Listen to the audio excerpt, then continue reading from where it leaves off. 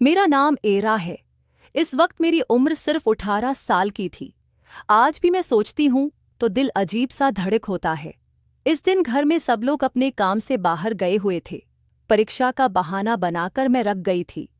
असल में मुझे अकेला रहना था। अकेलापन कभी कभी इंसान को वो सब सोचने पर मजबूर कर देता है जो शायद आम दिनों में मुमकिन भी ना हो। हमारे घर में 2 गड्ढे थे, बहुत अजीब और लंबे।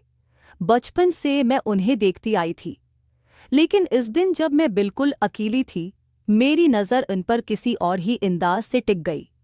उनकी चाल, उनकी गर्दन का उठना और उनका घूरना, जैसे मेरे अंदर कुछ हिल रहा था। मैं धीरे धीरे उनके पास चली गई। आंगन की खामोशी और उनकी सांस की हल्की सी आहट मिलकर एक अजीब सा राज बन रही थी। मुझे लग रहा था जैसे उन दोनों में से कोई भी मुझे देखकर कुछ कह रहा है, पर लफ्जों में नहीं, सिर्फ इशारों में। मैंने अपने होंठ भीगे और हल्की सी मुस्कान आ गई। तुम दोनों को देखकर ना मुंह में पानी आ जाता है, मैंने धीरे से खुद से कहा, जैसे अपने दिल का राज छिपा रही हो। उन गधों की आंखों में एक अजनबी सी गहराई थी। मैं सोचती थी ये सिर्फ जानवर हैं, पर इस वक्त मुझे लग रहा था उनकी हर हरकत एक पहेली है, जैसे वो मेरी ओर झुककर कह रहे हों, इकरा तुम समझती क्यों नहीं। मैं एक कर्सी खींचकर उनके सामने बैठ गई। धूप उनके ऊपर गिर रही थी और उनका छाया मेरे पैरों तक आ रहा था। मुझे लगा जैसे वो छाया मुझे घेर ले रही है और मैं उस घेरे से निकलना भी नहीं चाहती थी। मेरे दिल में एक अजीब सी गर्मी थी। हर पल में अपने आप से कह रही थी, बस अब उठ जाओ इकरा, ये सब बेवकूफ़ी है। लेकिन मेरी आंखें उन 2 लंबे छायाओं से हट नहीं रही थी। मुझे याद है मैंने अपनी अंगुली से जमीन पर हल्का हल्का गोल बनाया, जैसे कोई बच्चा खेल रहा हो, लेकिन अंदर से मैं बिल्कुल बची नहीं रही थी। मैं बड़े होशियार अंदाज में उन दोनों की हर मोह ऑब्जर्व कर रही थी। इस वक्त हुआ 30 चल रही थी। उनका जिस्म हिला और मैंने महसूस किया जैसे मेरे अंदर कुछ टूट कर गिर गया हो। मैंने आंखें बंद करके गहरी सांस ली। इस सांस में मिट्टी की खुशबू थी, धूप का नशा था और उनके करीब होने का एक अजनबी एहसास। मैं एक औरत हूँ और मैं जानती हूँ कि बीवी हो या गर्लफ्रेंड, सिर्फ 2 तरीकों से ही खुश होती है, एक अच्छा गफट और दूसरा लंबी टाइमिंग वाली रात। तो गफट इस बरा से बेहतर किया होगा जो अगर आप रात को अपने हाथों से पहनाओगे, ये नरम मुलायम कपड़ा जो उसके सब जज्बात जगह देगा। और ये 12 टाइमिंग कांडम का पेक जो तुम्हें तो खुश करेगा ही, तुम्हारी गर्लफ्रेंड या बीवी को ऐसा खुश करेगा कि वो आपका पीछा नहीं छोड़ेगी। 1-2 मिनट टाइमिंग पाकिस्तान में आम है, मॉडर्न दौर है। अभी भी आप ये ना लो तो फिर फसलते रहो।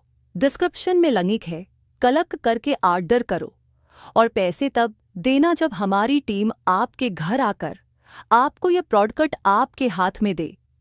जल्दी करो वरना खत्म हो जाएंगे और आप फिर ऐसे ही रह जाओगे।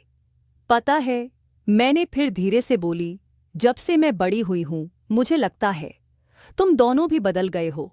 मैं खुद पर हंसना चाहती थी, पर आवाज ही ऐसी निकल रही थी जैसे कोई सिर्फ फसाना सुना रहा हो। मेरे अंदर एक खलवाड़ चल रहा था, एक गेम जो सिर्फ मैं समझ रही थी। डबल मीनिंग मेरे हर लफ्ज में चपक गया था। उन दोनों को देखकर मैं कहती थी, तुम कितने मासूम दिखते हो और फिर भी कितने शैतान लगते हो। वो दोनों चुप थे, लेकिन उनका चुप रहना ही मेरी कहानी का असली नशा था। जैसे उनके जवाब न देने से मैं और गहरी डूबती जा रही थी। मेरी आंखों में शौकन था, लेकिन दिल में एक डर भी, अगर कोई देख ले तो। मैंने सोचा, लेकिन तुरंत ही एक और ख्याल आया, लेकिन अगर कोई देखे ही ना। मैं उठकर उनके करीब गई, हाथ बढ़ाया, फिर रोक लिया। नहीं, इतना भी नहीं, मैंने अपने आप से कहा, लेकिन हाथ वापस भी नहीं गया। इस वक्त मेरे कान में जाने कैसी खामोशी गूंज रही थी।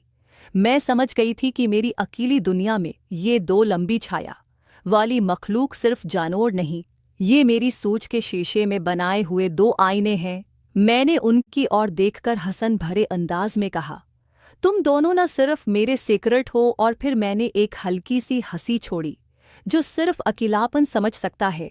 जैसे ही शाम होने लगी, धूप कम हो गई और उनके छाया और लंबे हो गए।